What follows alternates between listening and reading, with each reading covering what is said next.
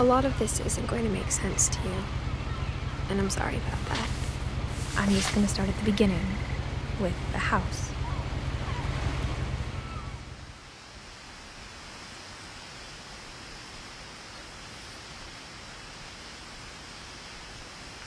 Someone had put up a chain-link fence, but it looked like I wasn't the first person to hop it.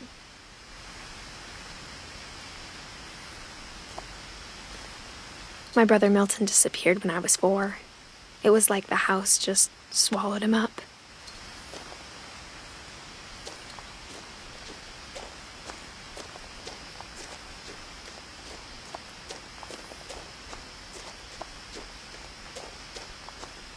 I lived here until I was 11, but I wasn't allowed inside half the rooms.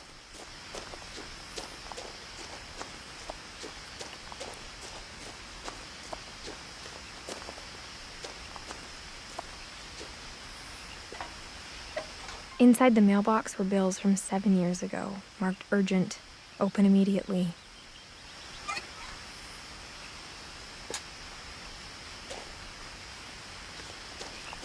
I hadn't been back since my brother Lewis's funeral.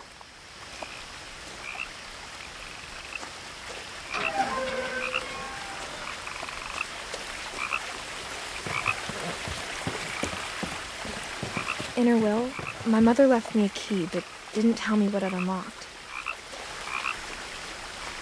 Maybe she thought I'd know, or she thought that the mystery would be enough to bring me back.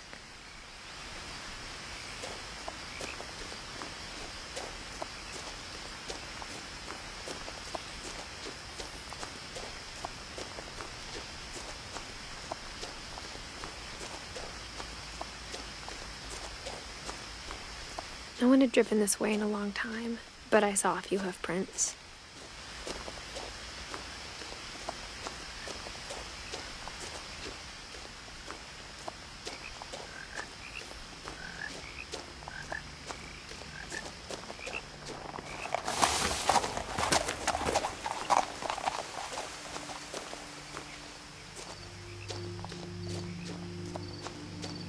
The truth is, even after I inherited the house, I never thought I'd come back to it.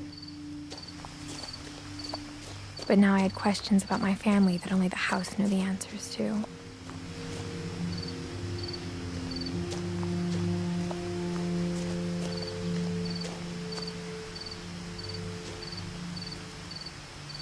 The house was exactly like I remembered it, the way I'd been dreaming about it.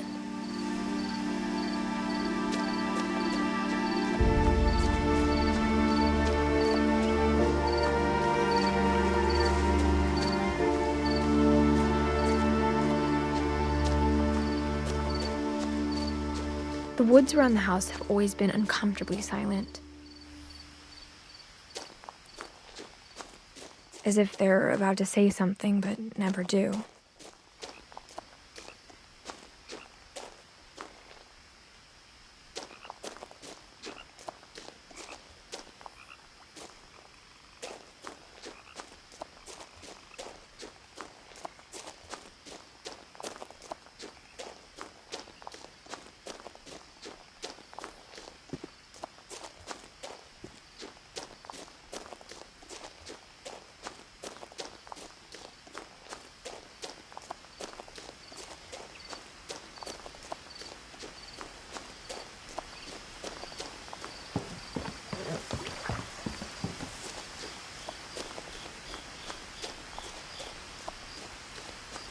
As a child, the house made me uncomfortable in a way I couldn't put into words.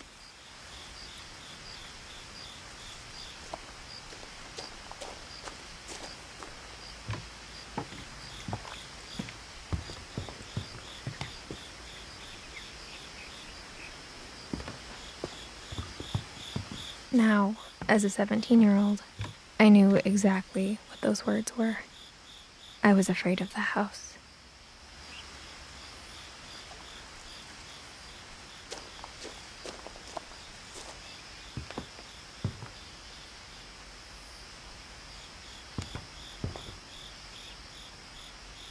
I hoped the key might unlock the front door. It didn't. Looking in, I felt like the house itself had been waiting for me.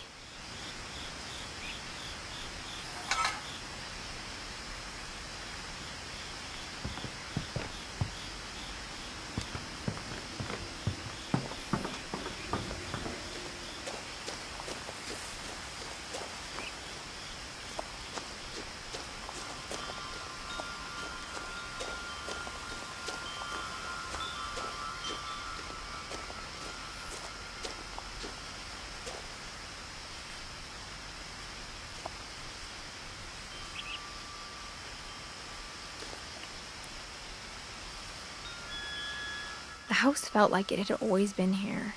Even the swing set was older than my mother.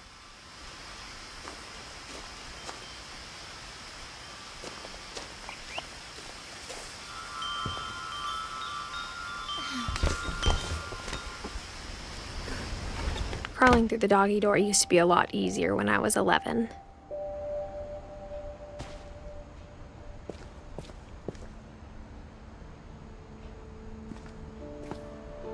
The power had been turned off the night we left.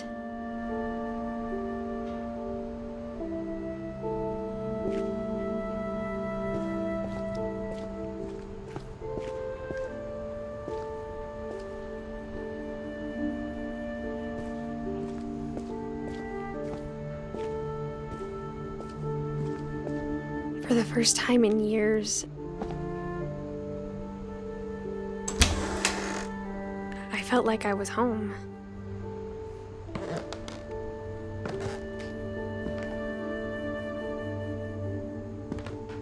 But instead of a family, there were just memories of one.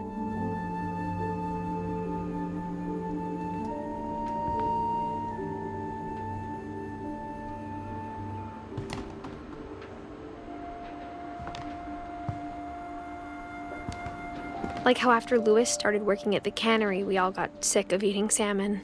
Except our cat, Molly.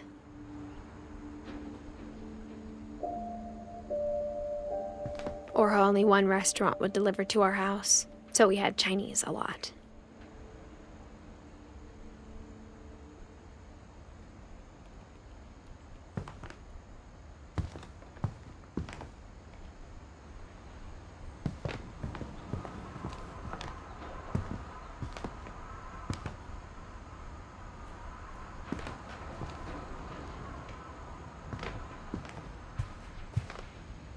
The table was still a wreck from the night we left. It was like a bomb had gone off, killing everyone but sparing the furniture.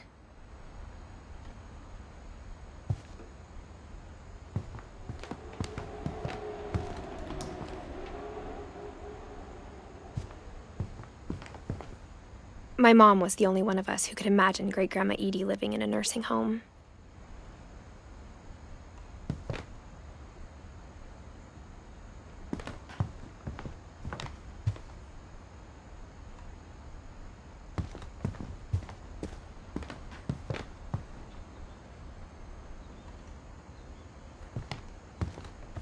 Nothing in the house looked abnormal. There was just too much of it, like a smile with too many teeth.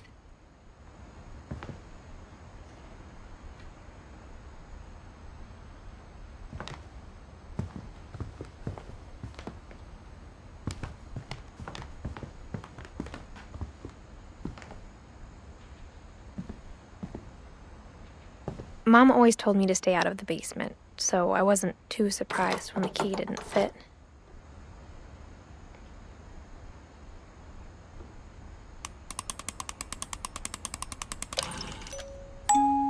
Great-Grandpa Sven built a music box for Barbara, along with the rest of the house.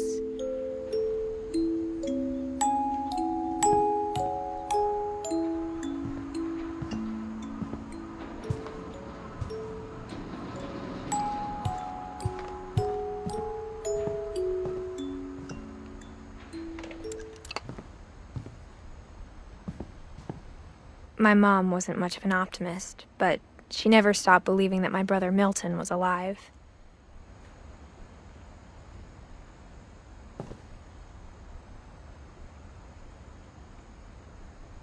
A lot of things got left behind in the whirlwind of that last night.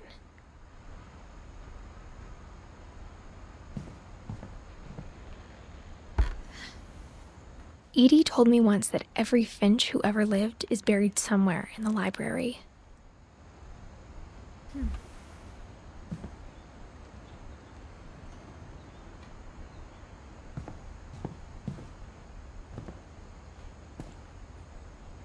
After Milton disappeared, Mom sealed up all the bedrooms.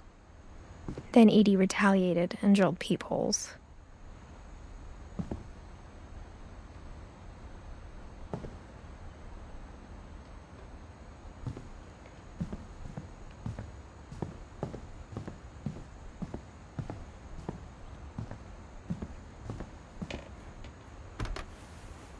As a kid, I just assumed every house had peepholes and sealed rooms you weren't allowed inside of.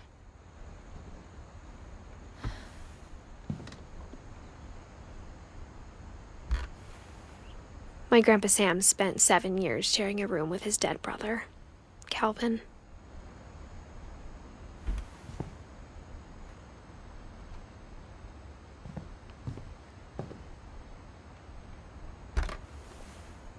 The last time I was in Edith Sr.'s room, I was 10 and she was painting my portrait.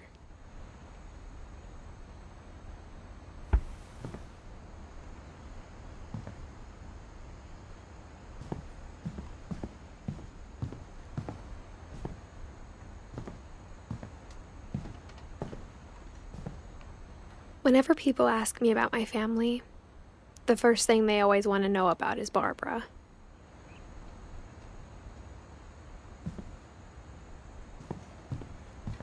Edie's father, Odin, built the original house.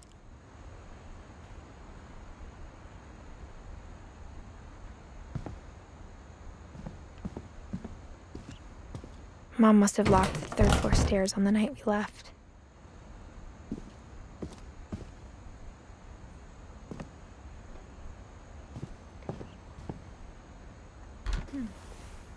Barbara was a child star for 2 years, until America grew out of it.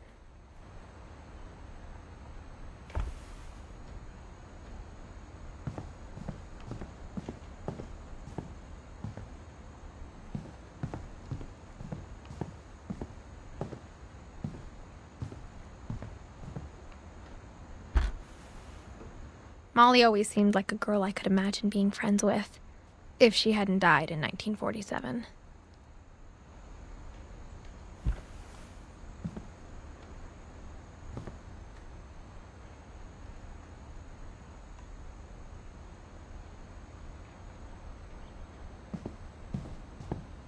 I spent a lot of time playing in Great Uncle Walter's room. I think my mom sometimes regretted not sealing it up.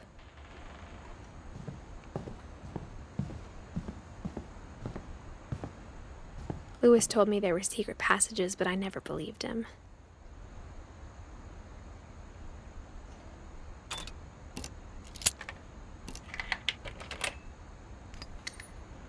Turns out, my mom was really good at keeping secrets.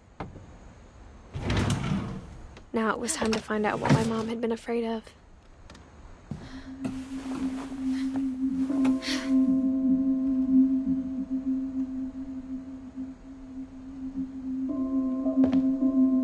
From the paintings on the wall, it was clear my brother Milton had been here before me.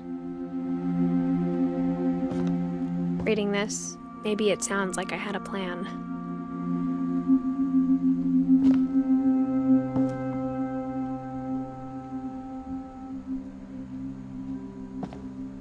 But I had no idea what was behind that door.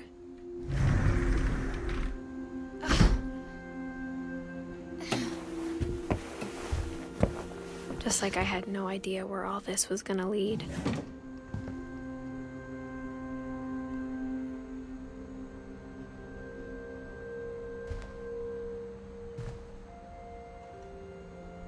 I grew up looking at Molly's room through the peephole. Molly's gerbil had a tiny bedroom with its own even tinier gerbil cage.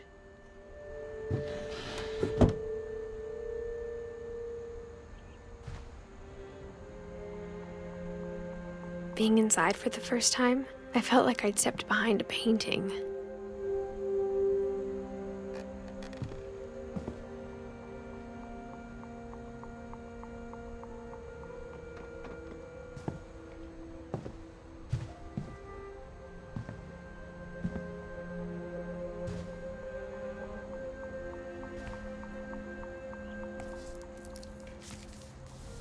December 13th, 1947.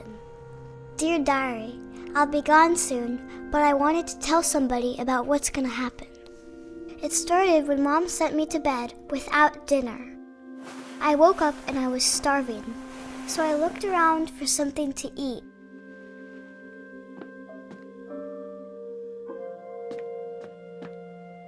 The gerbil food was dry, but I didn't mind it.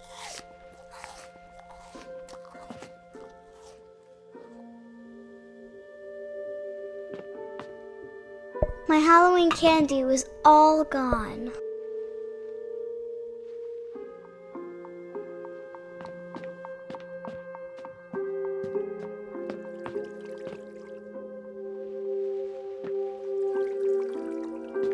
I thought about eating Christopher, but I held back.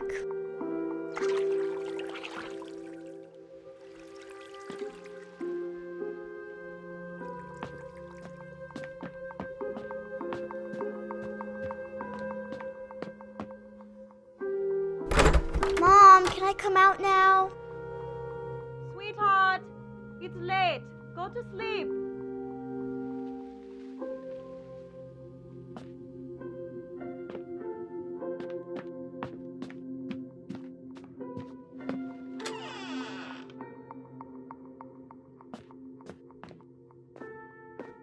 I kept eating and eating.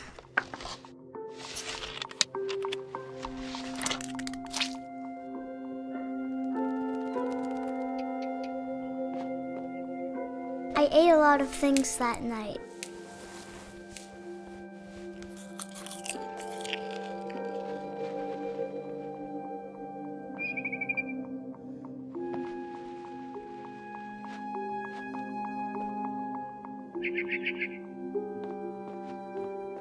Then I heard chirping outside my window. It was a barn swallow going back to her nest.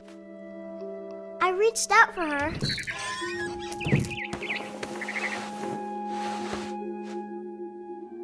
And suddenly, I was a cat.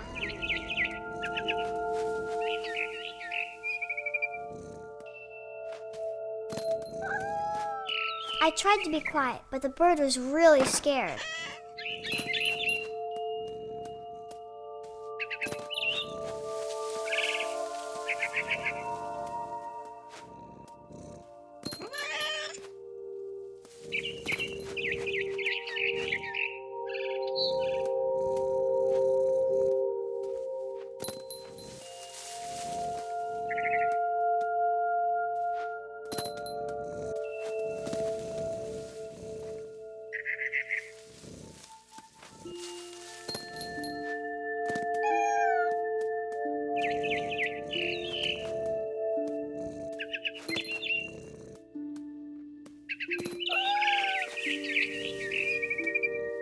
I jumped and I almost got her.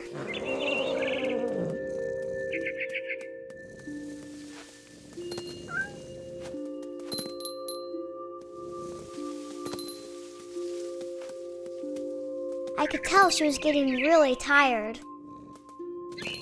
Now I was up in the big tree. I promised Dad I wouldn't climb it anymore. All I cared about was eating that mama bird.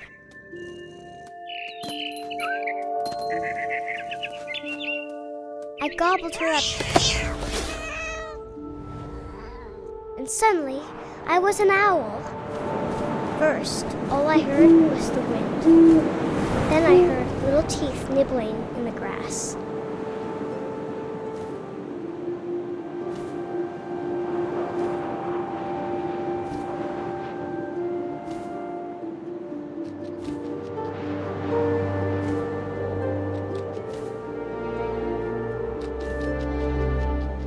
Rabbits.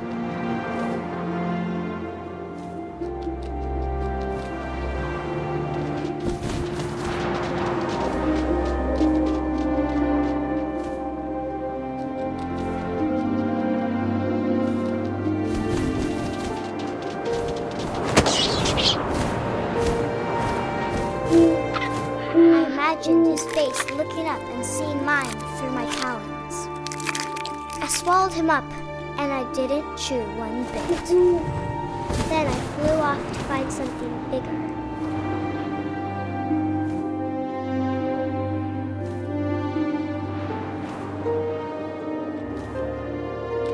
A mama rabbit.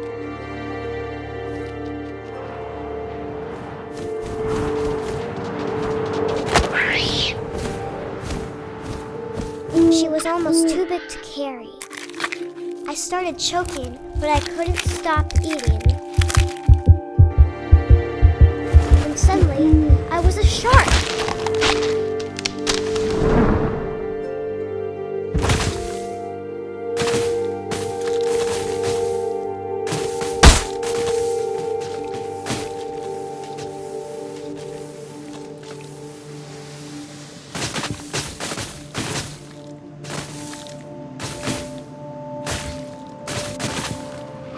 I rolled off a cliff and into the ocean. Now, I was hungrier than ever.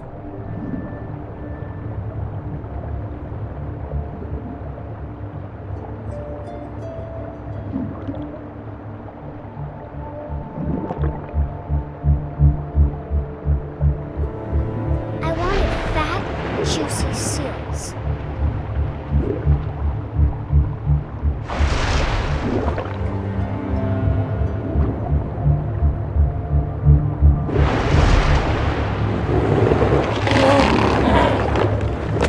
Off her flipper, and it tasted really good.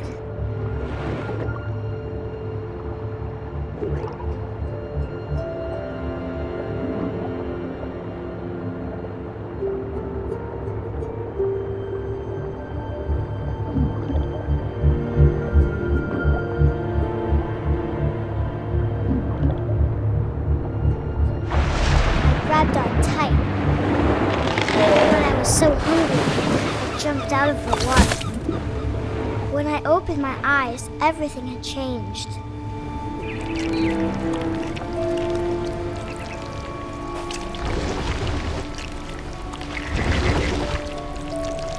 Now I was a monster, and I smelled people everywhere.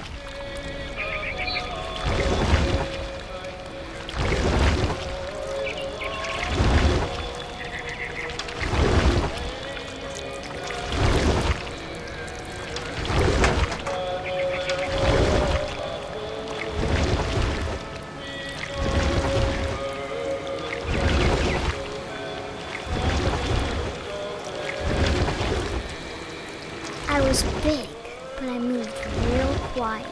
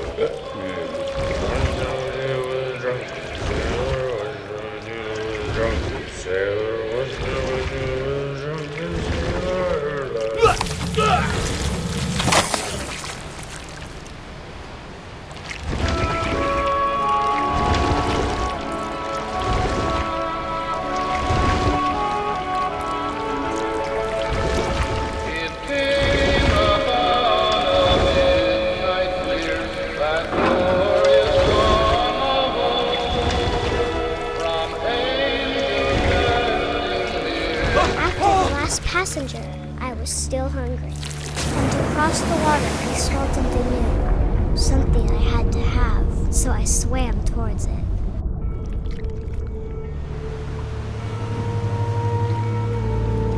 slithered onto the sand, and the good smell went into an old pipe.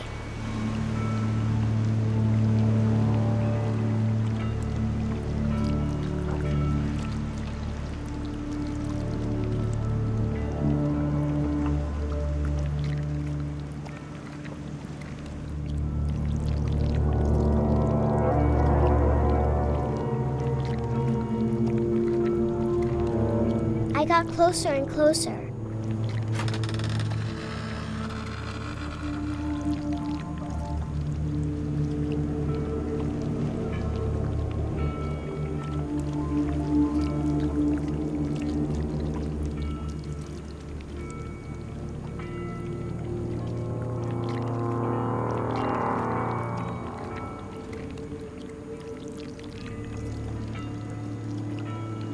All of my stomach started growling.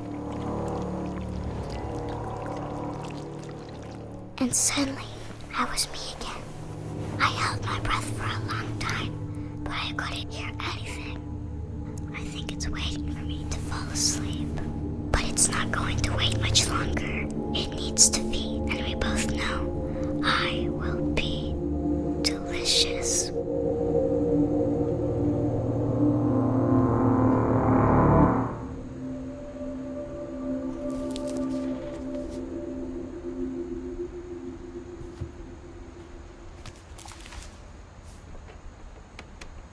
I'm not sure if I believed all of that, but I'm sure Edie would have. I got the sense Edie had spent a lot of time here, before my mom sealed the doors.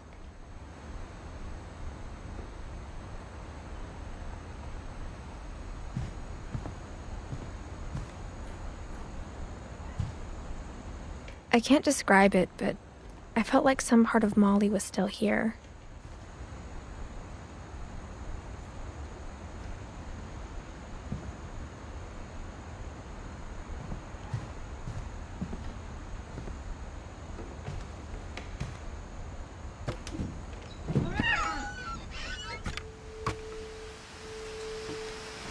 This will be obvious later, but my mom never told me any of these stories.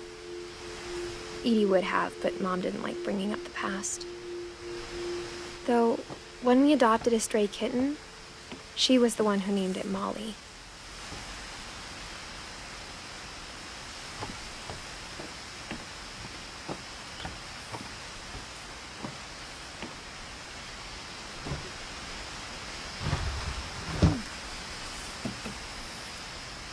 I spent a lot of time in Great-Grandma Edie's room.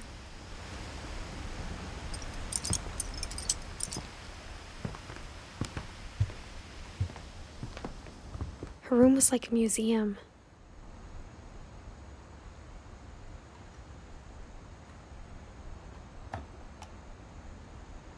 For 500 years, the Finches have been famous throughout Norway for their fortune and misfortune.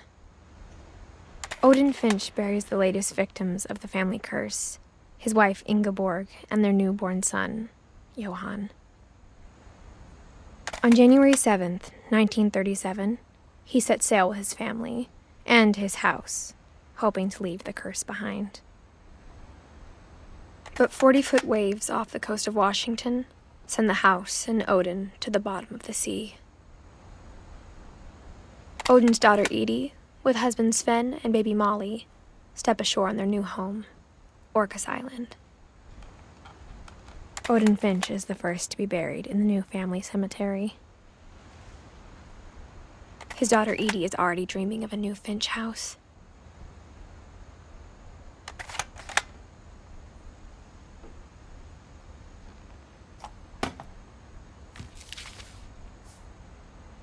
Whatever's wrong with this family, it goes back a long ways.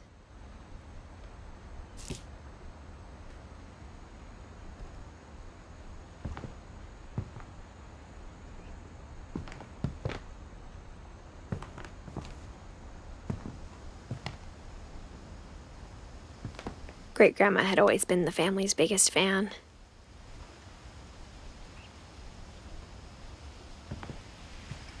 Louis died a week before we left, but Edie had already started to memorialize him. Edie knit me a new pair of gloves every year, just in time to replace the old ones.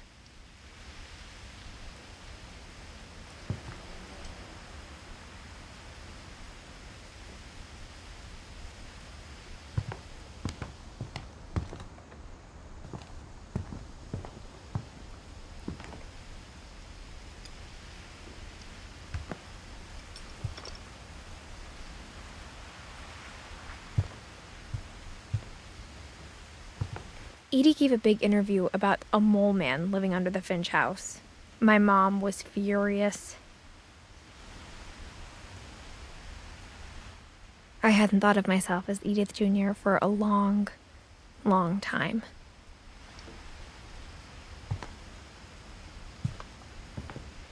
One summer, they evacuated the island, but Edie refused to go.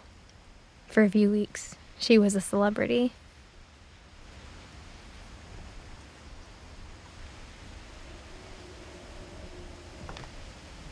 When Edie told people Sven was killed by a dragon, she could also have said he was building a dragon-shaped slide that collapsed. She could have, but she didn't.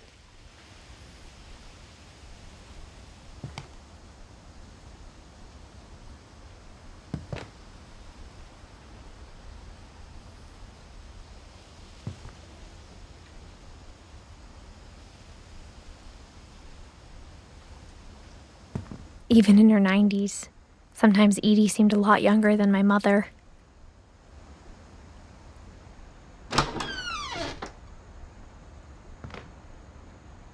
The only trace Grandpa Sam's first wife, Kay, left on the house was the pink bathroom. It was a pretty big trace.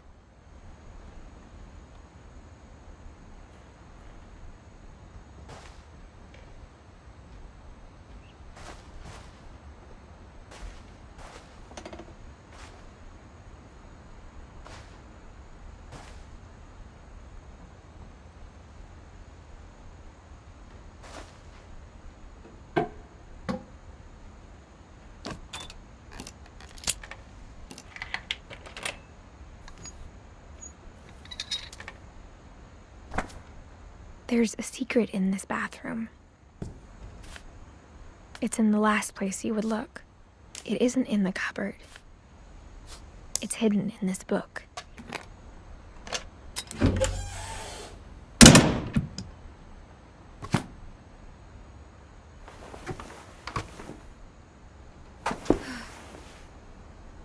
Sven gave Sam an old camera he'd refurbished. He never put it down.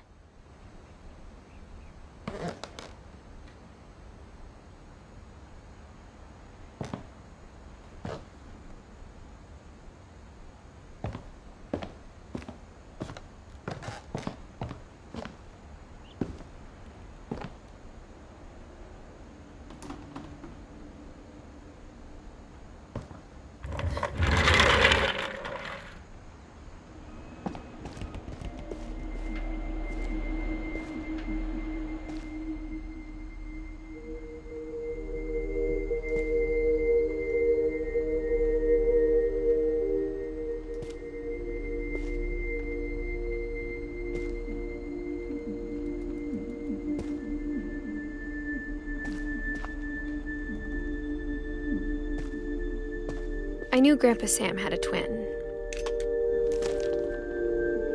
and that he never talked about him.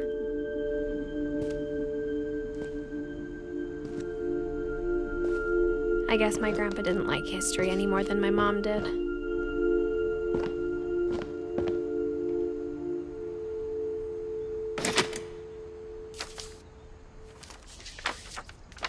How I Want to Remember My Brother by Sam Finch.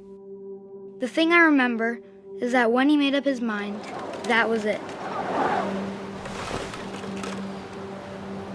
My brother said he'd die before he ate another mushroom, and he did. At Barbara's funeral, we swore we'd never be afraid again, and he wasn't. I think Calvin always wanted to fly.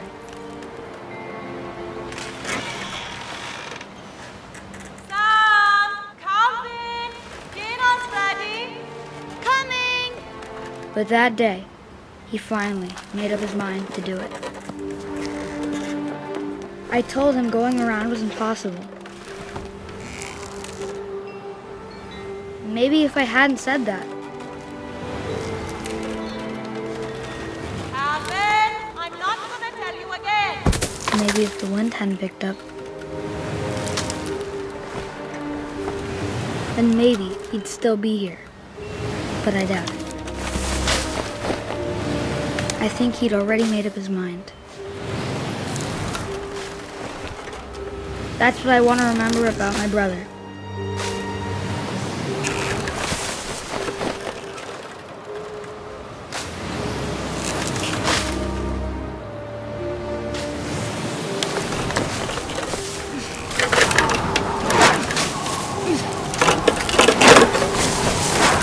The day he made up his mind to fly.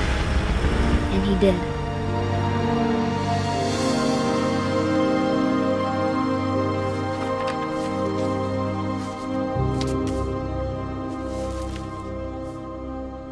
Calvin's story felt strangely familiar. When I was younger, I remember trying to do the exact same thing.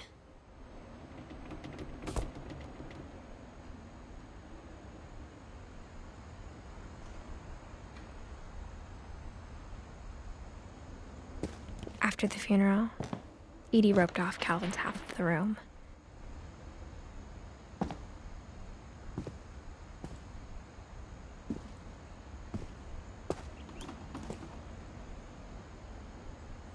Mom said Grandpa Sam enlisted at 18 and never set foot in the room again.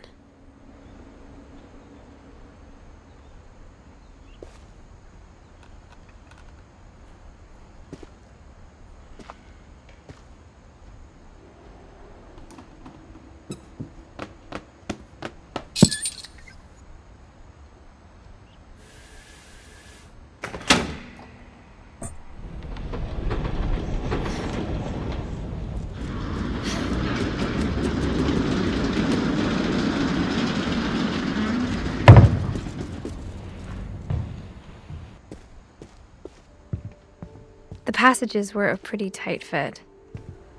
They'd obviously been built for smaller hands and bellies.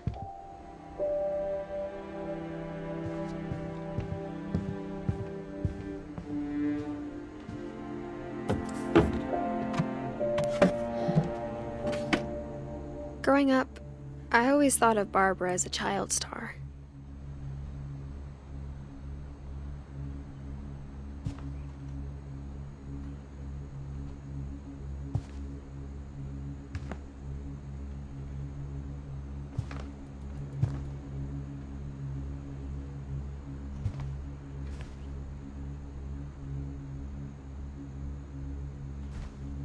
I never thought about how hard it must have been for her afterwards.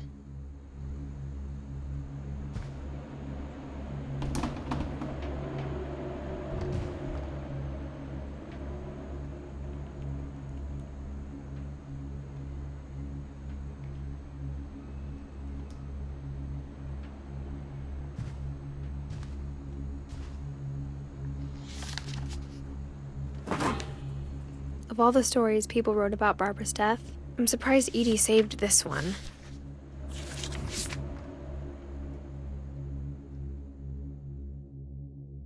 Old Jack here with another ghastly tale inspired by America's most unfortunate family. I'm calling it The Surprise Ending of Barbara Finch. As a child star, Barbara was famous for her scream. Now at 16, she was all washed up, a has-been. But in a lucky break, she'd been asked to perform her signature scream at a local convention for monster movie fans. It was just the boost her career needed. Unfortunately, her scream hadn't aged well. Getting better. I think you just need the right motivation. Her biggest fan and current boyfriend, Rick, was about to demonstrate when... Now that was a great scream. It was Barbara's father, Sven. He'd slipped into a table saw and had to be rushed to the emergency room. So Barbara got stuck babysitting her youngest brother, Walter. Her convention comeback was cancelled. Okay, I'm hearing frustration, but I'm not hearing terror. What if I tried... A gang of hoodlums in Halloween masks have been terrorizing Orcas Island tonight. Police are urging residents to... That came from the basement. You're right! Also, I loved your delivery on that. Why is your basement door locked? Because my dad likes making puzzles and secret passages. There's a key hidden in the music box. The secret is to keep winding and winding until finally the key pops out. Thanks, babe. I'll be back in a sec. 20 minutes later, Rick hadn't returned. So Barbara went to look for him, right on cue. She reached for the music box. And as she wound the key, she listened for Rick, but the house was silent.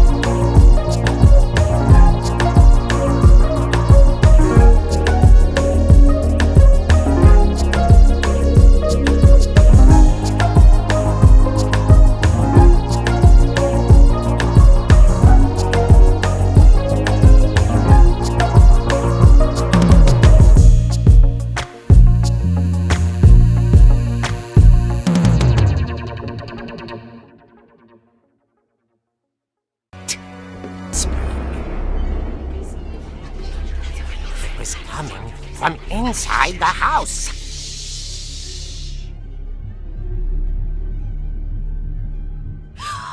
Oh dear.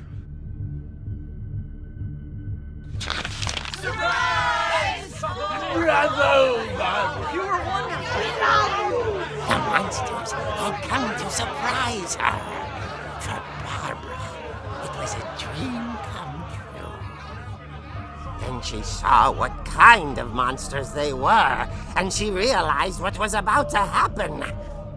She was going to be famous. And with her final breath, Barbara Finch gave the performance of her life.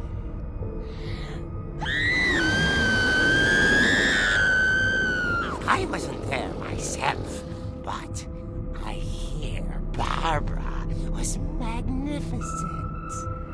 Poor girl. She had a taste for stardom. But unfortunately, so did her fans. Of course, the police blamed it all on poor Rick, who disappeared the same night. And little Walter? Hiding under his bed the whole time. He took it all pretty hard, but that's another story.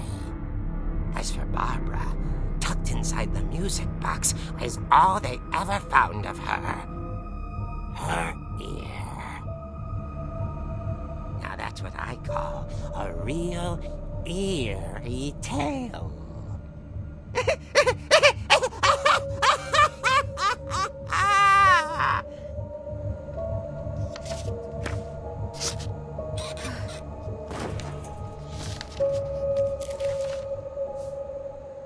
Edie told me all Barbara wanted was to be remembered, as absurd as that comic was.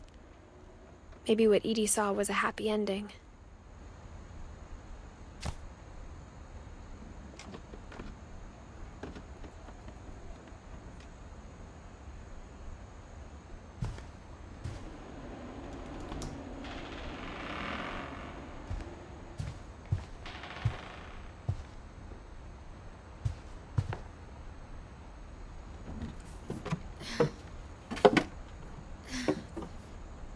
I guess now I know why Mom didn't like me playing with the music box.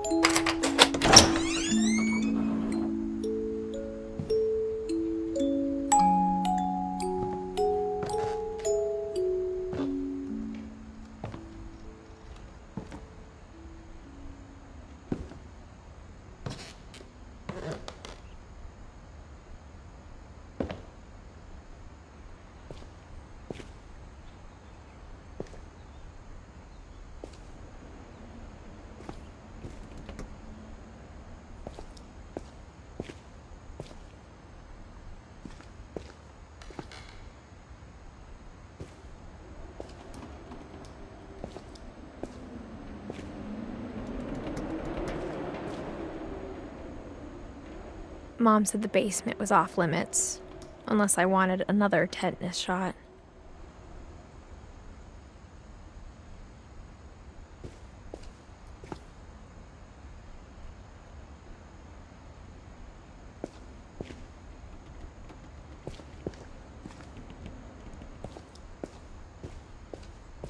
I saw Edie sneak down to the basement once, carrying packages.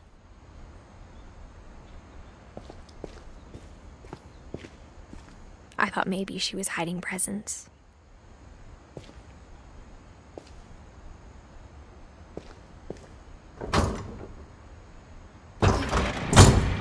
It turned out she was hiding a lot more than that.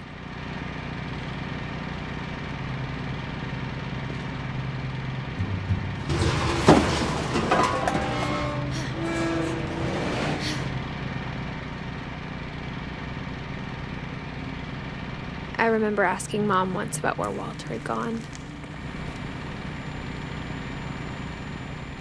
She said after Barbara died, he got as far away as he could. If there's a pattern in all these stories,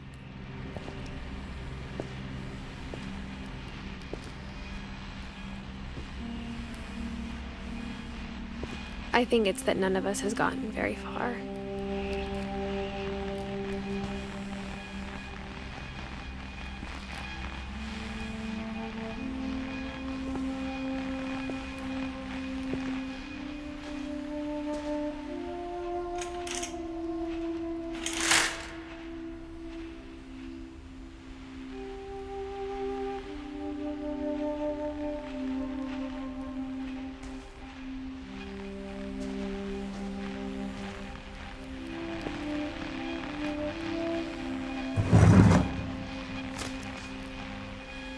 Goodbye, everyone.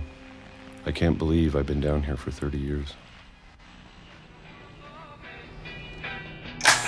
On that first day, after the shaking started, I didn't think I'd survive a week.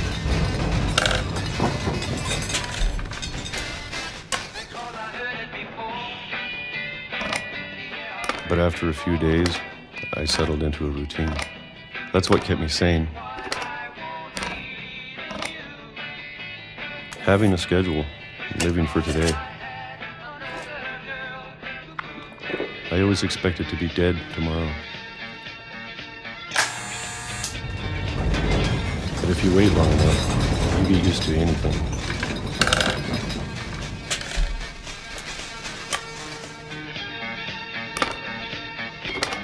Even a monster on the other side of the door starts to feel normal.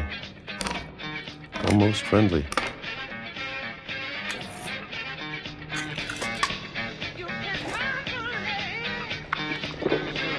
And then one day, everything just stopped. Whatever that thing was, it was gone. Maybe it got tired of waiting. Or maybe I just got tired of being afraid.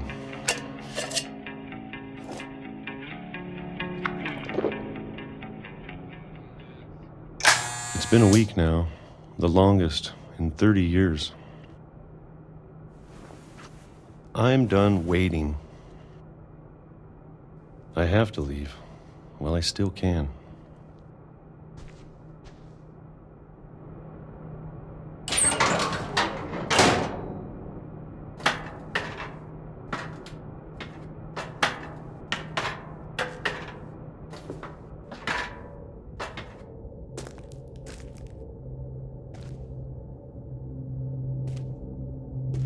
I know it's out there, somewhere. Whatever killed Barbara and Molly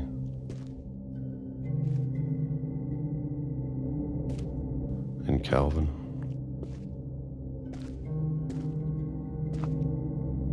Maybe this is all a mistake. But I need to stop living the same day, even if it kills me.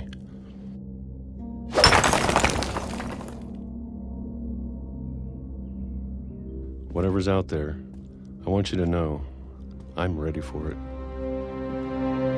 I'm going to appreciate all of it, especially the food. I don't mind if I only have a year left, or a month, or a single week. I'd be happy with one more day. I can already imagine the sun on my face.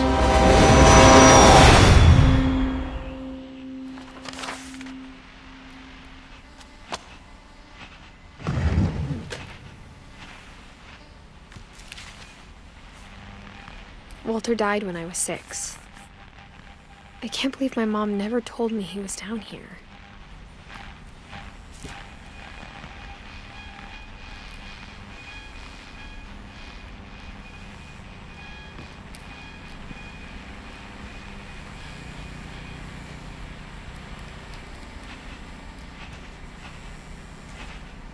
I'm sure my mom was trying to protect me.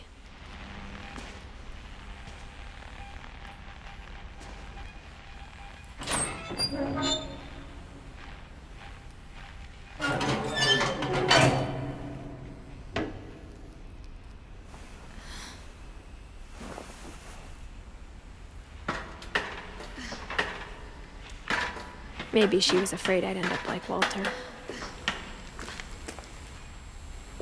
But if she never told me about an uncle under the house,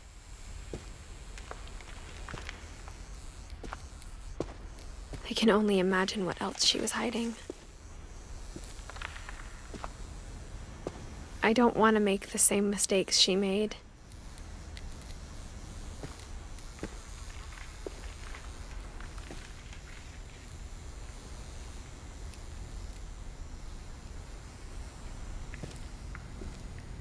Trying to bury something that's still alive.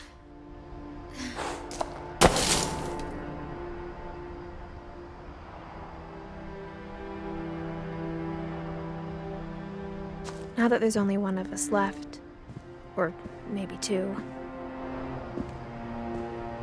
I thought it was time I heard the stories for myself and found out what happened to everyone else.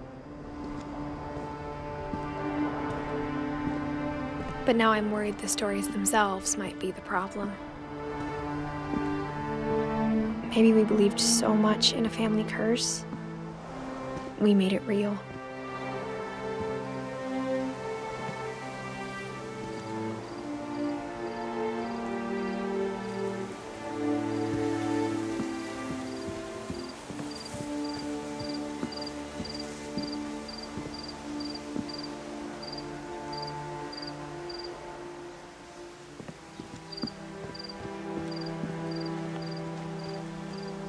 I don't know if I should even be writing this.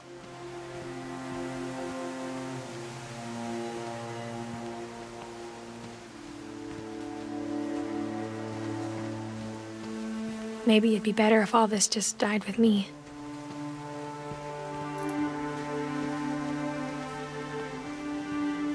But I thought you should know about your family.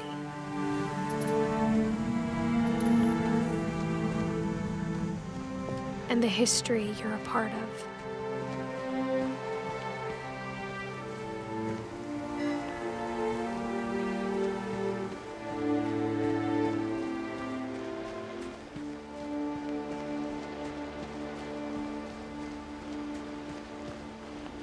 Though to be honest, I feel as lost as you probably do right now.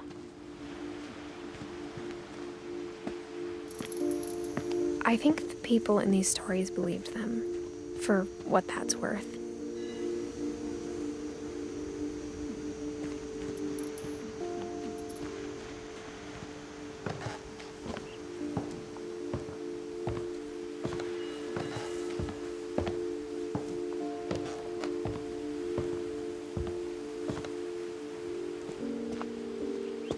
And when you look at the house, that history of imagination and stubbornness and madness,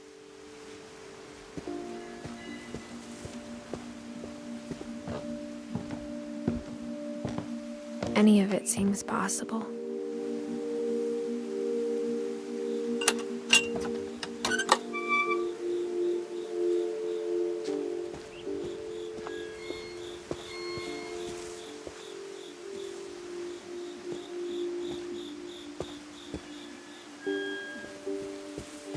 I think we've been surrounded by death for so long, we've just gotten used to it.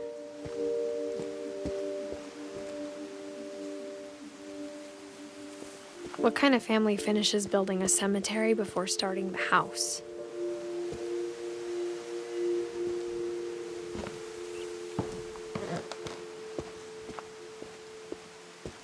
It's embarrassing for me to admit this, but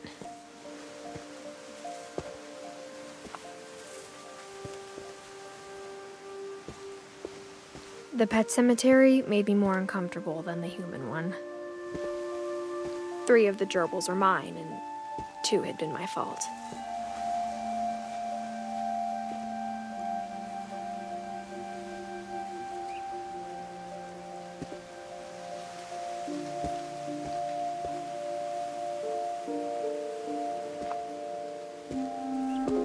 Sven built the house, but it was Edie who designed the cemetery.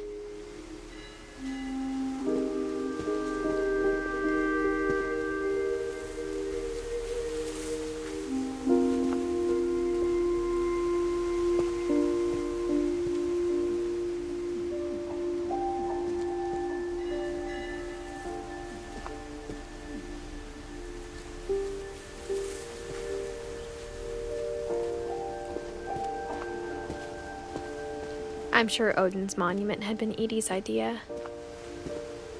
My mom was always trying to move on, but for Edie, the past never went away.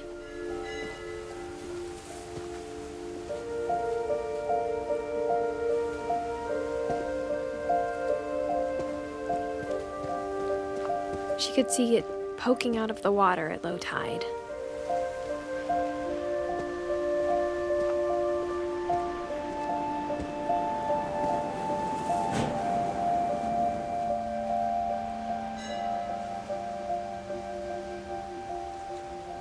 Edie said she dreamed about the old house every night.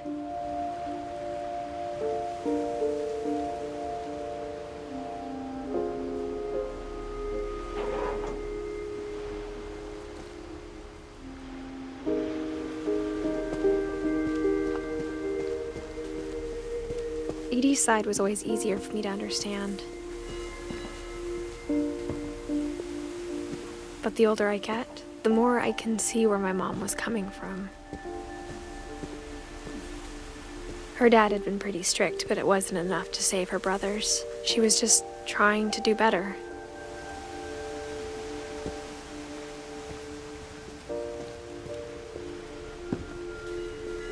She lost 2 of her brothers, just like I did. I get why she tried so hard to protect us. We never found Milton's body, so my mom insisted we were putting up a monument, not a tombstone.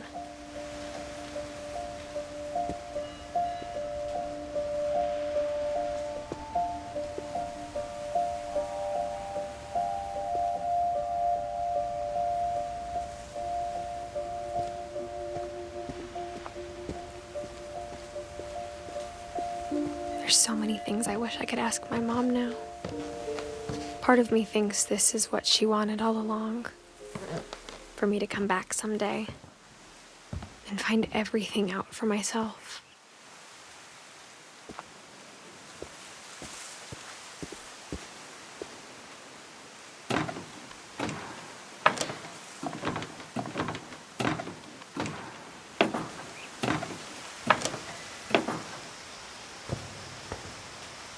But looking back on it now,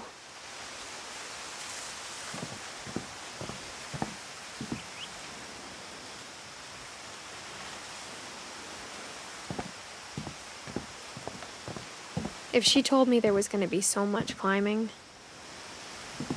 I never would have come when I was 22 weeks pregnant.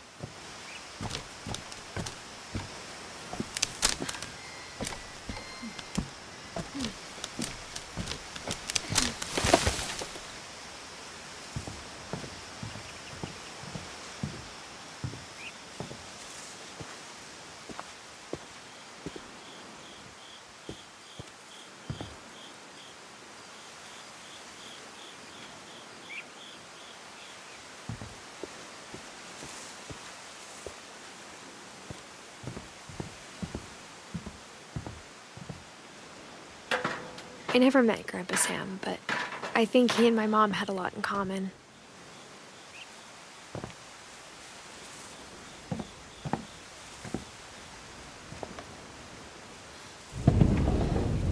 They were both pretty intense.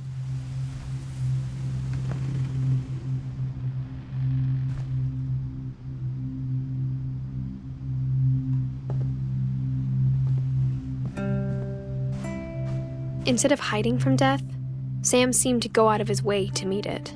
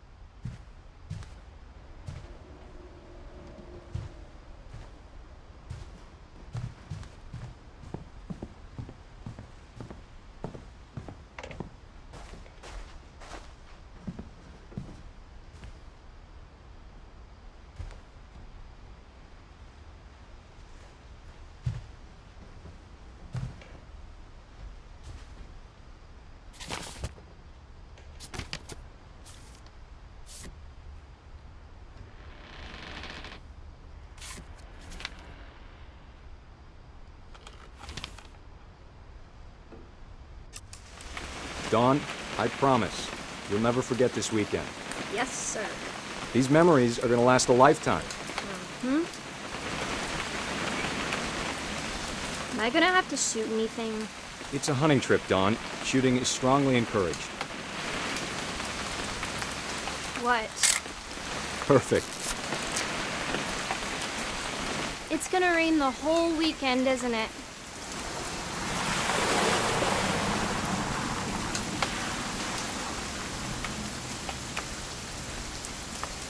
I will never forget this weekend, Dad. That's the spirit. Smile, Dawn. Okay, got it. I'm gonna take some pictures, okay? Just be careful. That camera's older than you are.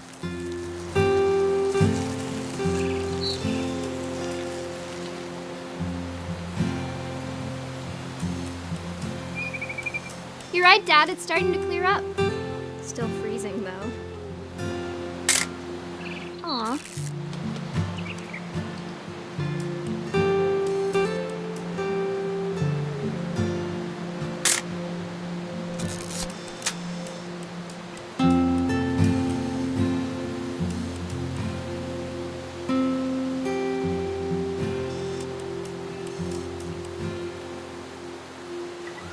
Definitely should not have drunk all that coffee.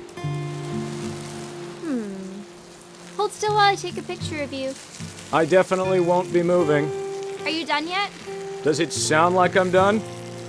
Nothing quite like being outside. Hey! That's a keeper. Oop. A little more gas in the tank, I guess. I'm just saying, I'm not always gonna be here, Dawn. You'll need to remember this stuff, if you want to survive. I'll be fine, Dad. You know who else thought he was gonna be fine? Some guy who died. Dawn, I'm being serious. I know, Dad. You're always serious. Doesn't being out here make you want to chill out? Well, to tell you the truth, I haven't been out here in 20 years. Dawn, don't you think you could find something more interesting to photograph? Last time I was with my brother Calvin. Man, that was a great trip. Dad! Good eyes, Dawn. Before you take the shot, let me get a picture of you.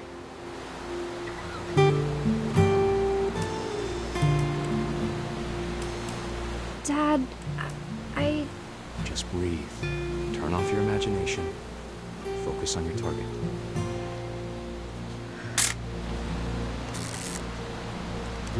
Let me get behind you. Do I have to do this? Dawn, you don't have to do anything. But if you want to survive, you'll need to be strong.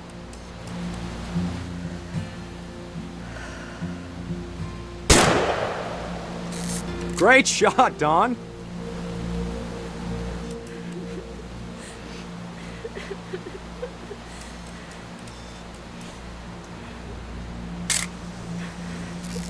I'm proud of you, Dawn. Always remember that, okay?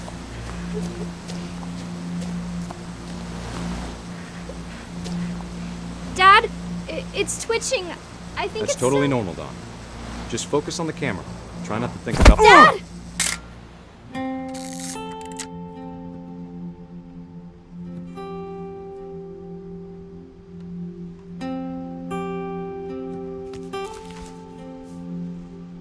Of all these stories, that's the one I wish most that my mom had told me.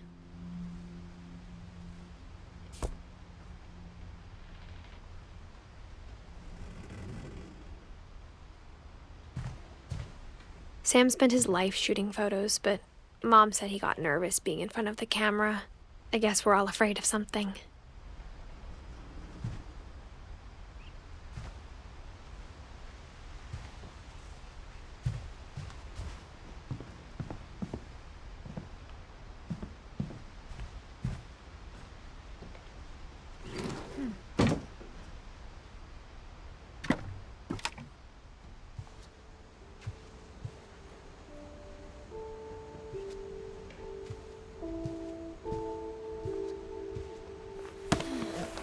After Sam died, my mom and Edie got really close.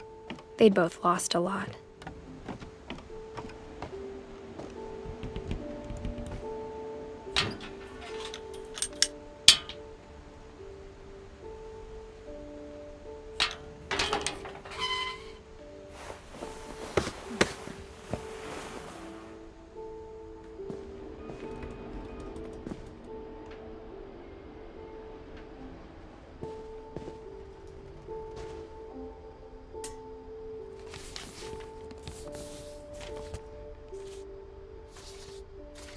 Dear Kay, do you remember the way Gregory used to laugh when he thought he was alone?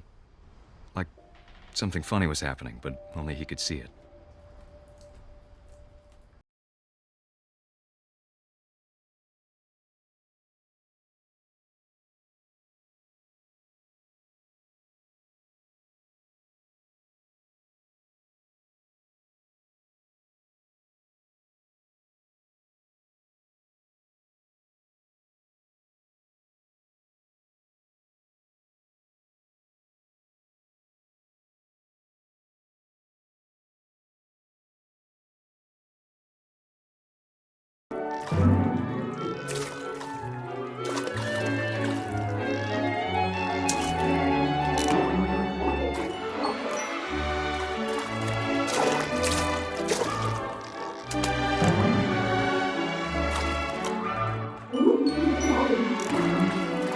I know how silly it sounds.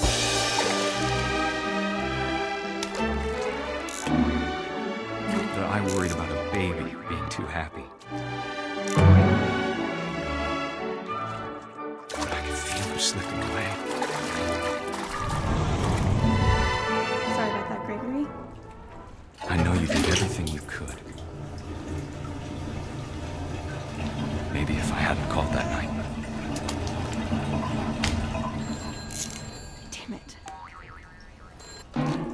Hold on, I don't want Gregory to hear this.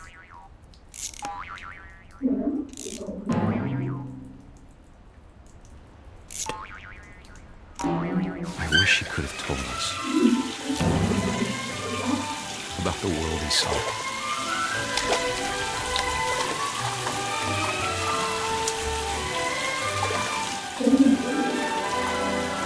There's so much I don't understand about Gregory, about everything.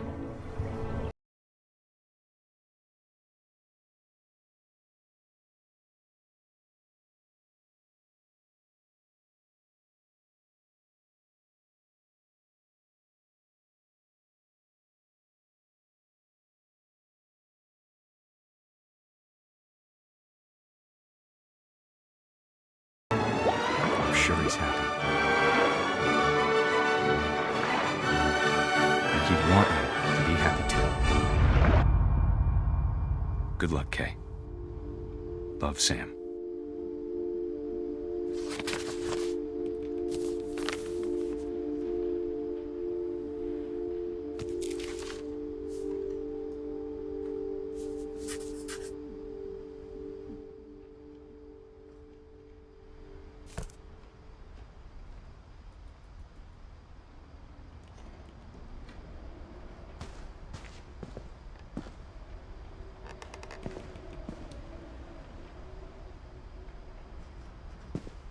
I can't imagine my mom ever writing poetry, and yet...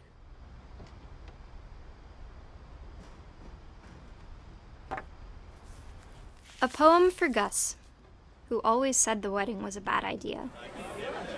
Our father never hit us kids, at least not very hard, before the day my brother said with teenage disregard that he'd be dead before he'd see a wedding in our yard.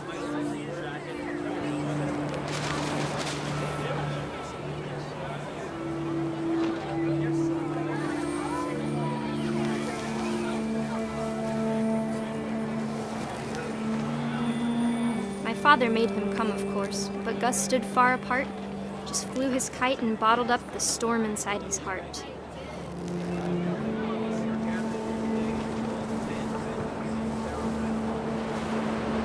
I tried to talk him out of it, but though he'd never met her, we don't need a stepmom, were the words that I now pronounce you husband and wife. You may kiss the bride.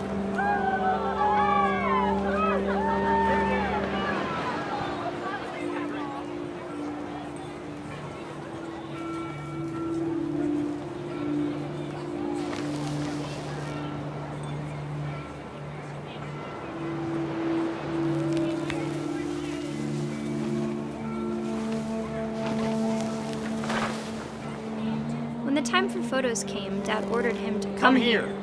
But Gus declined, and as a sign held up his middle finger.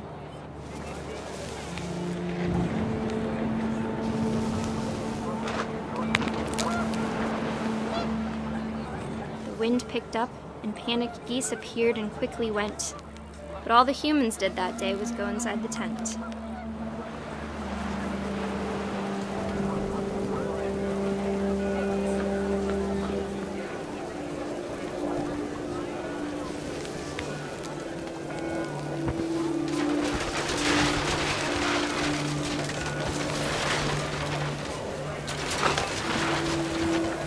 Rain came down in buckets then, but no one seemed afraid that nature might destroy the tent our dad had crudely made.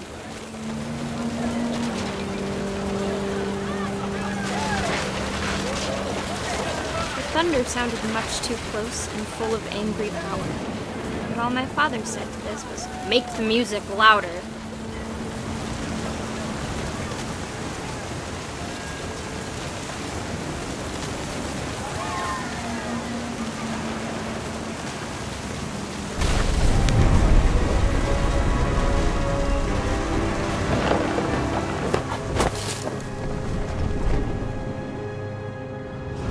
I wish that I could truly say I thought about you on that day. Out there on the beach alone, just you, the wind, the sea, and foam. But I didn't, until we found you.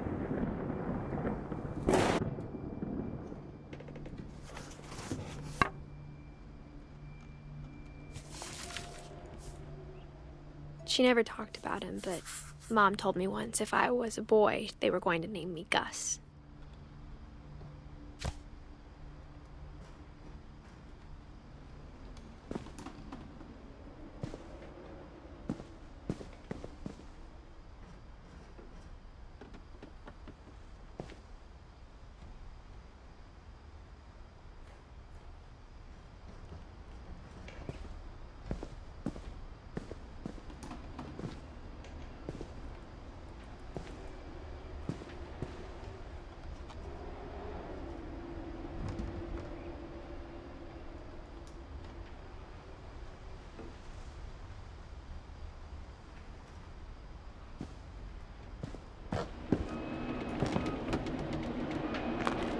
My mom moved up to the loft after her brothers died.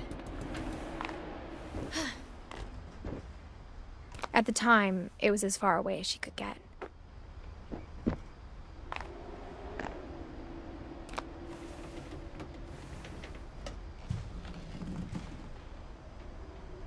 Religion was another thing my mom never talked about, but I think it helped her a lot after her dad died.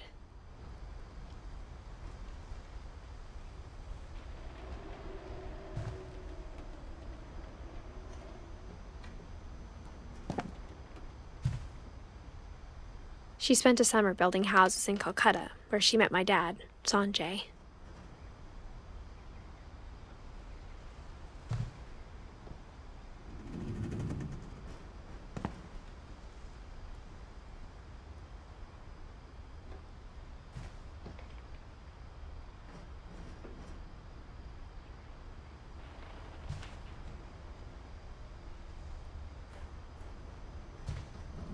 my mom moved to India a week after graduation and got a job teaching English.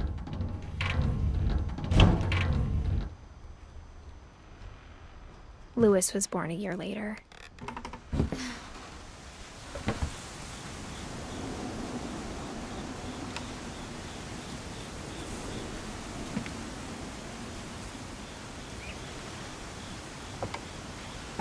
When my dad died, I don't think Mom knew where else to go. I'm sure Edie was happy to have her back.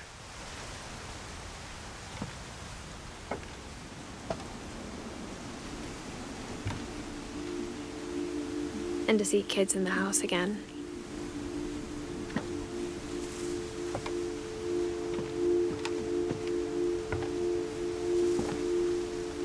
The house had to get a little bigger, but Edie was used to that.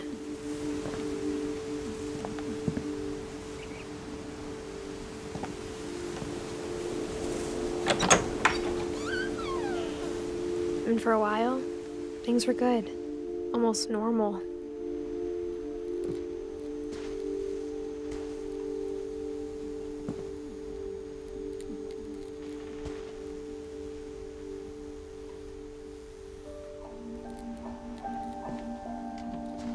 But it didn't last.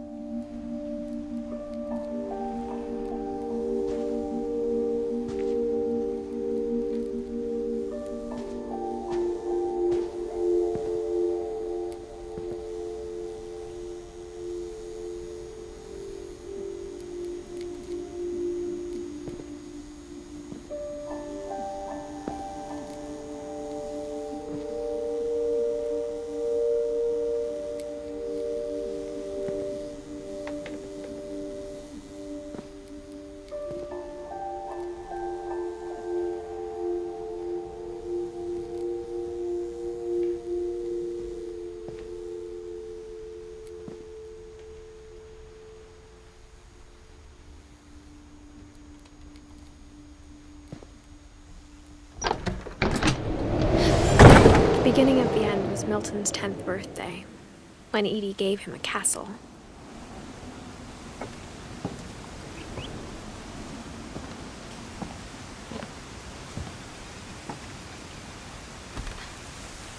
After Milton disappeared, the only thing he left behind was a room full of paintings.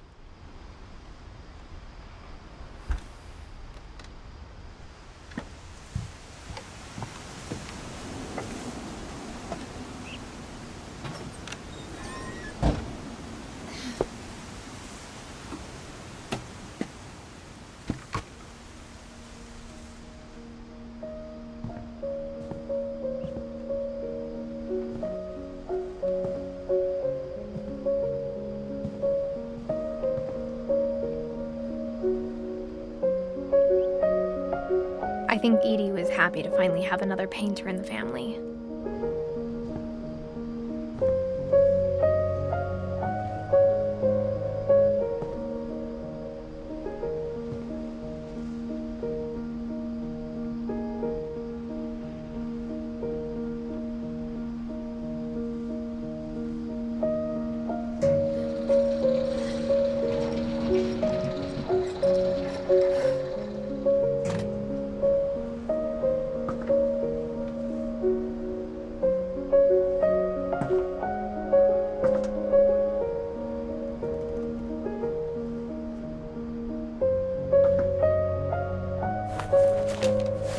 Milton Finch in The Magic Paintbrush.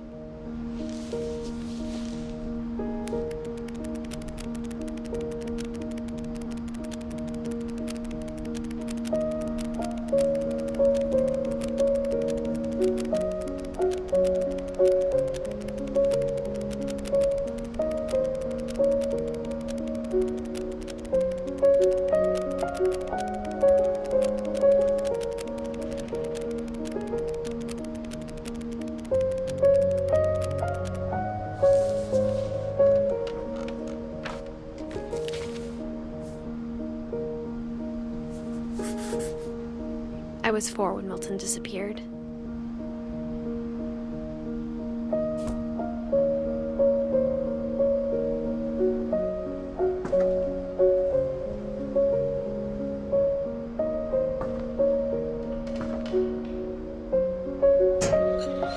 Mom spent months searching for my brother. Then she sealed the doors.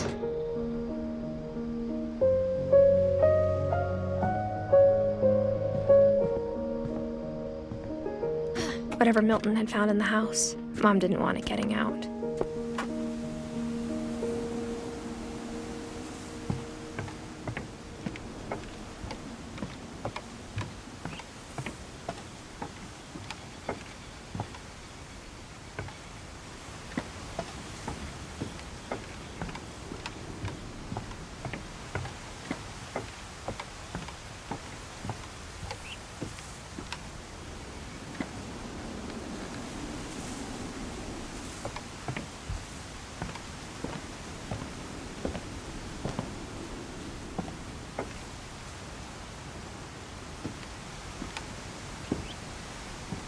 Mom definitely blamed Edie, but I think Louis blamed himself.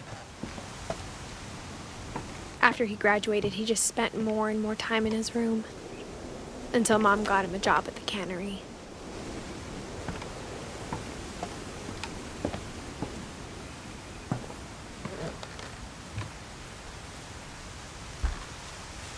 Everyone always told me to stay out of Louis's room, except Louis.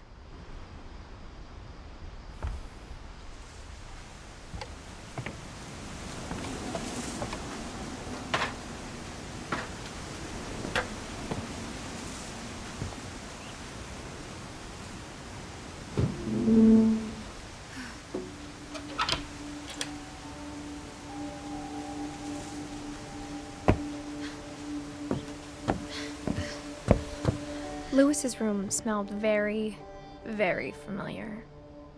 That part of him lived on.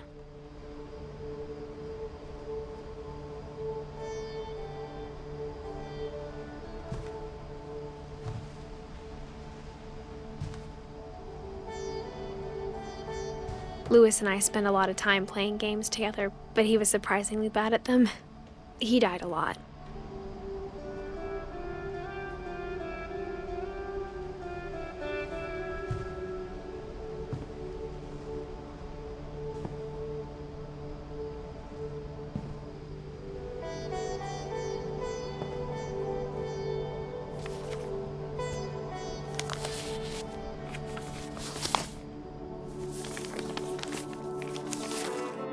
Dear Mrs. Finch, as Lewis's psychiatrist, I can understand your desire for an explanation. As I see it, the trouble began in January, shortly after we convinced your son to seek treatment for substance abuse. Newly sober, I believe Lewis first noticed the monotony of his daily life.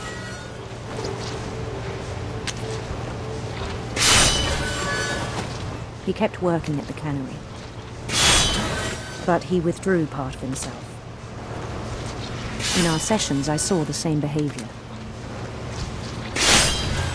His mind began to wander. I asked him to describe it. He said he started small, imagining a labyrinth. He'd feel his way about. Then something moved. Bats and toads.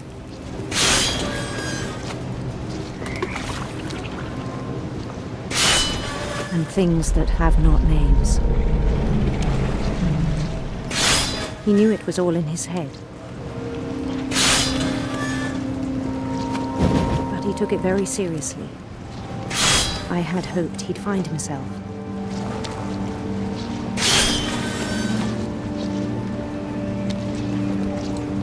But he found something more.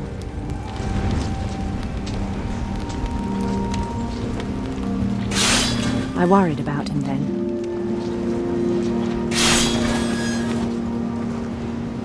Daydreaming at the cannery, I spoke with his boss. But he said Lewis had become a model employee. Methodical, tireless, focused. Like a whole new Lewis. So I let him go on.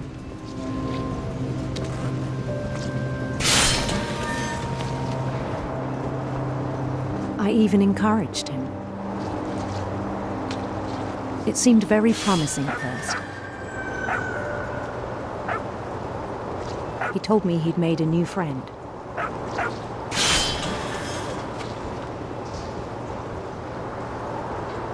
On the edge of a city he named Louis Topia. He built the city up slowly, brick by brick. Then he made musicians.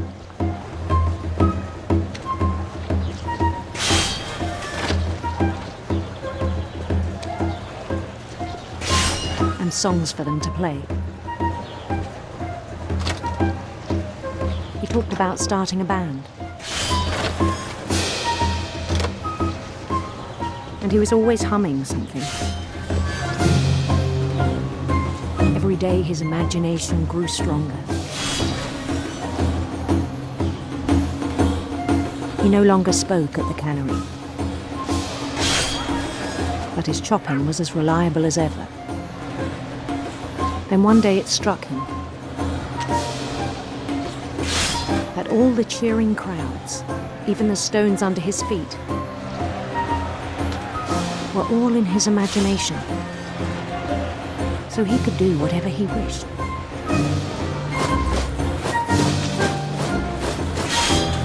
He held an election for mayor, and he won. They begged him to stay, but his mind was already wandering. It became a game for him.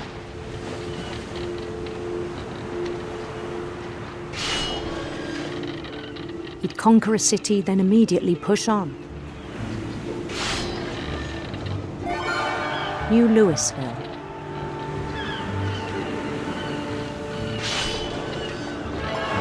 St. Louis. He started drifting away from our reality.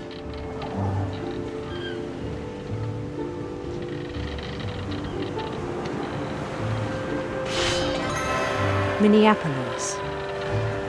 Until one day he forgot to go home from the cannery. Even as his mother pleaded with him, part of Louis kept sailing on.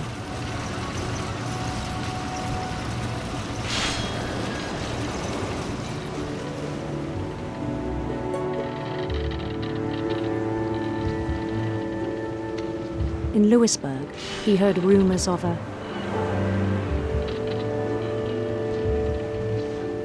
handsome queen.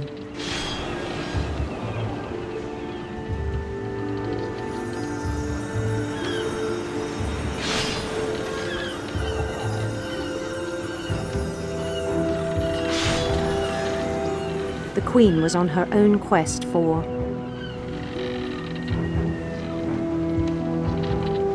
radiant rainbows.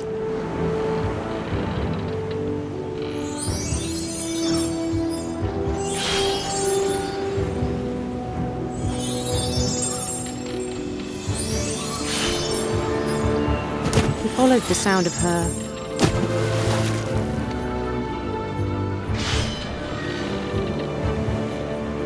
silver harp.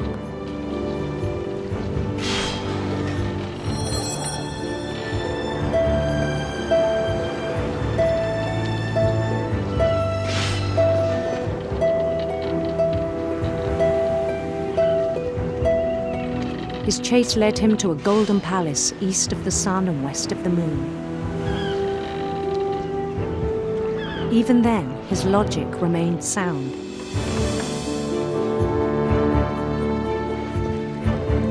He knew the world was all in his imagination.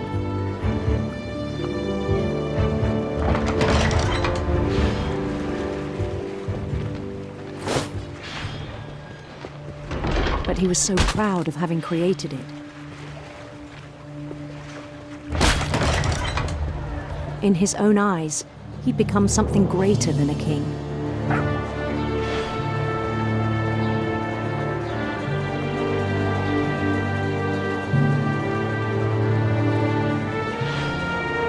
For someone who'd never known success in the real world, I think it was overwhelming. And then it struck him that the real Louis was not the one chopping salmon. but the one climbing the steps of a golden palace.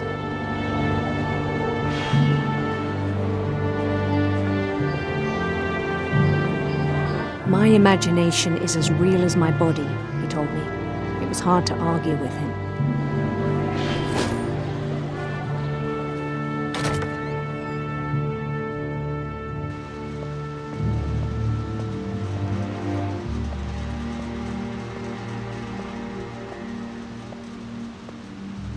He began to forget the world we know.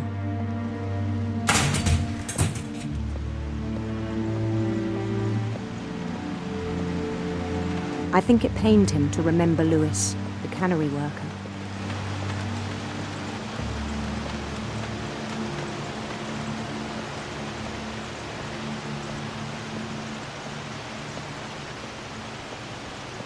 He began to despise the man with a royal contempt.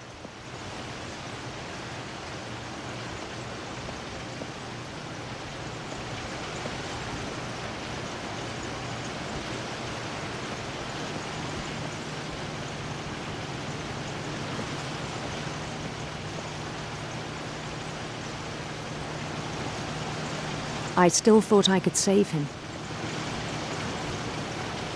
Even after he said he was being crowned king over all the lands of wonder. The palace would be packed with his companions.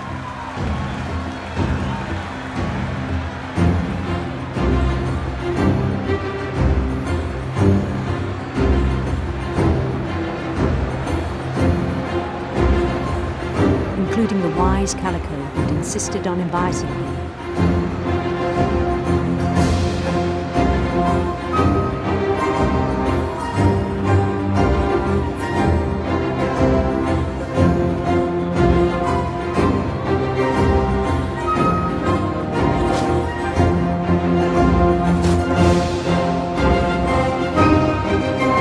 His queen waited, holding his crown.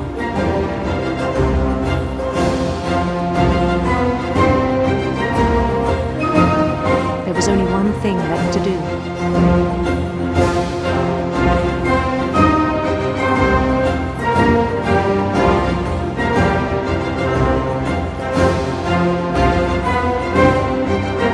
Bend down his head.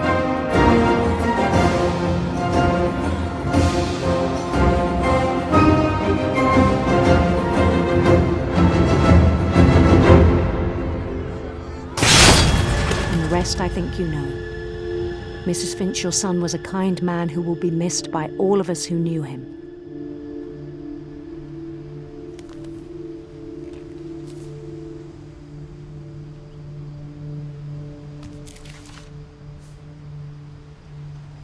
My brother was really cool. I wish you could have met him.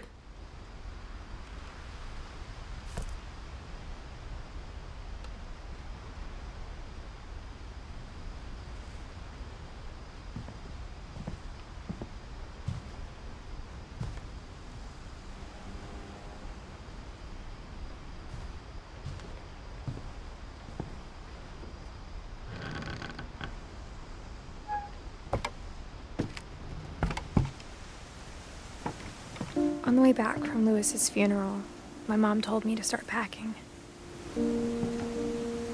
She waited until the day before we left to tell Edie. I'm not sure if she wanted to make it easier or harder.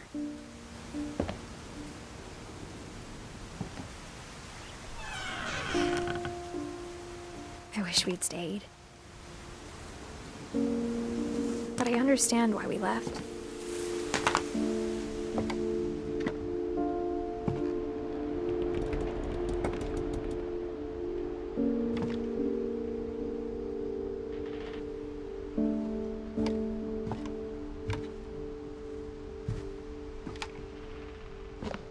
My mom ended up leaving everything behind.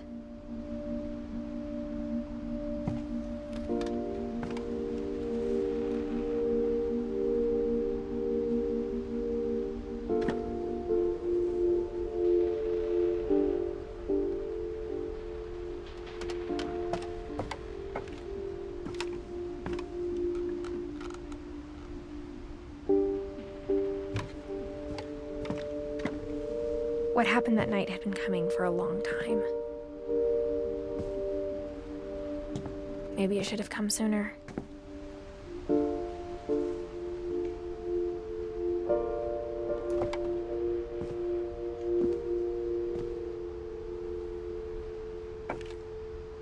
But it had to end one way or another. All that's left now was to tell you about that last night.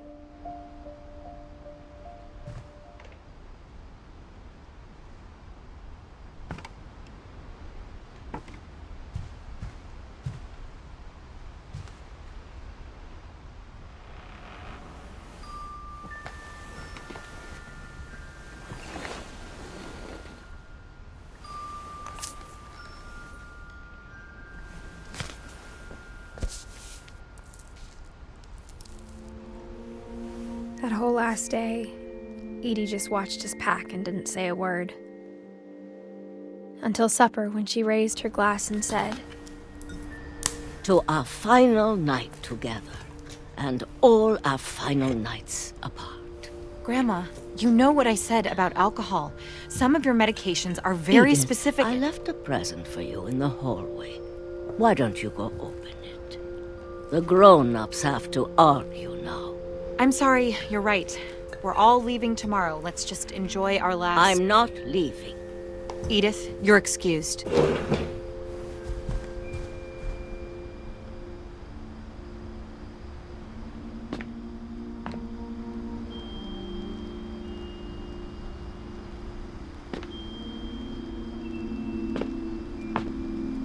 The power had been shut off that morning, but Edie always had plenty of candles.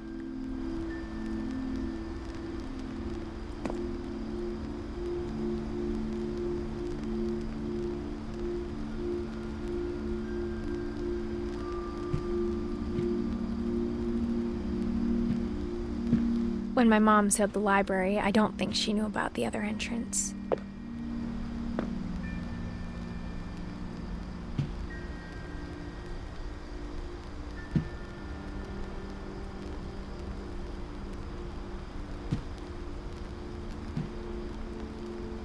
Or that Edie had a key to it.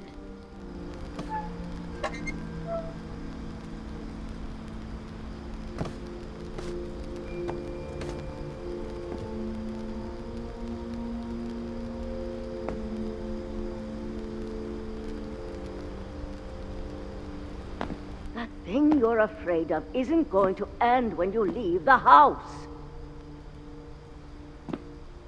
Edith has a right to know these stories. My children are dead because of your stories!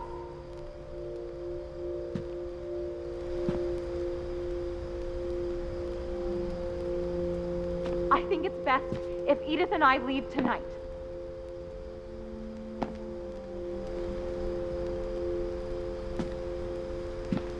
We'll have the nursing home send a van for you in the morning, okay?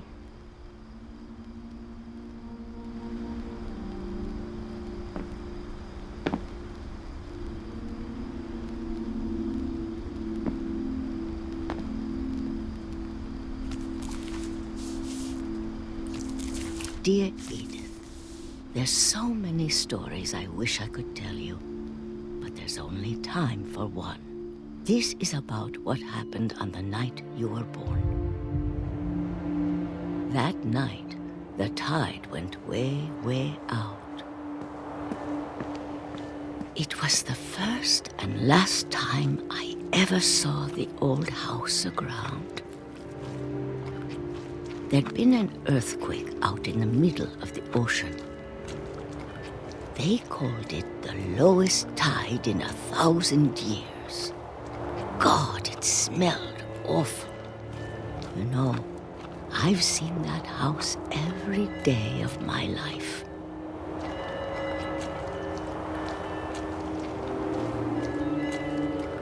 But I never thought I'd go back to it. When the fog rolled in, I lost my way.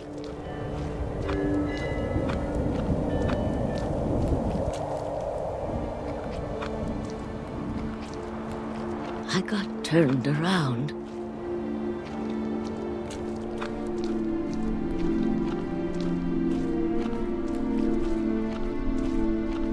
I started seeing things.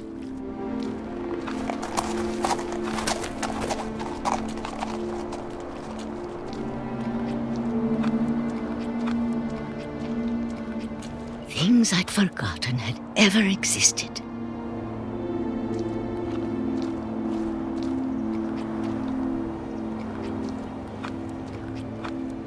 But when I saw them, they felt like old friends. That night, a lot of things came back to me. Or maybe I came back to them.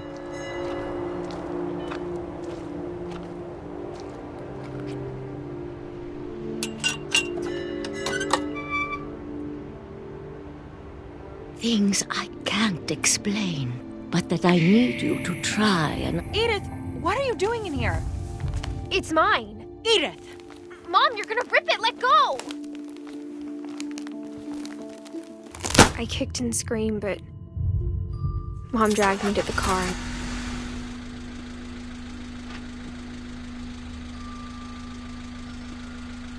I never saw Great-Grandma Edie again. The next morning, the van came to pick her up, but she was already gone.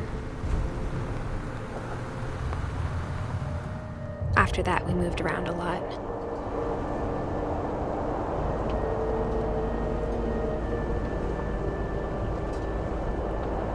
We both tried to make the best of it.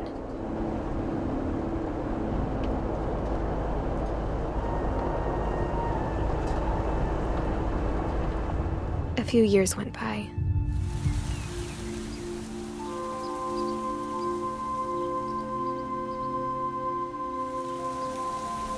My mom didn't like to talk about it, but she started getting sick a lot. The rest happened pretty quickly. She got better for a while, and then she didn't.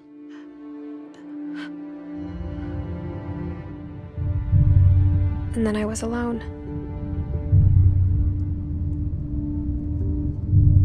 The last Finch left alive.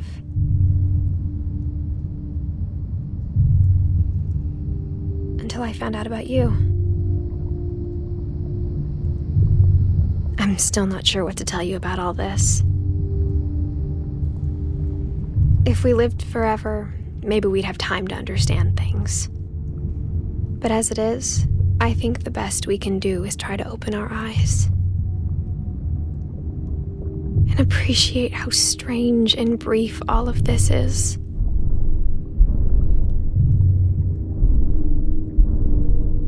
This journal was supposed to be for you.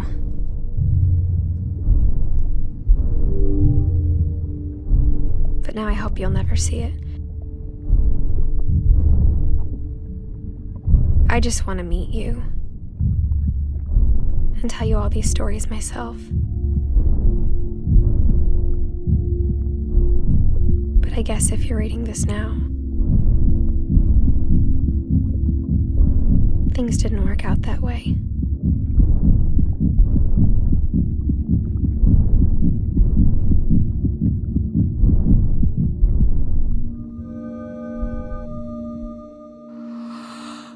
This is where your story begins. I'm sorry I won't be there to see it. It's a lot to ask, but I don't want you to be sad that I'm gone. I want you to be amazed that any of us ever had a chance to be here at all. Good luck.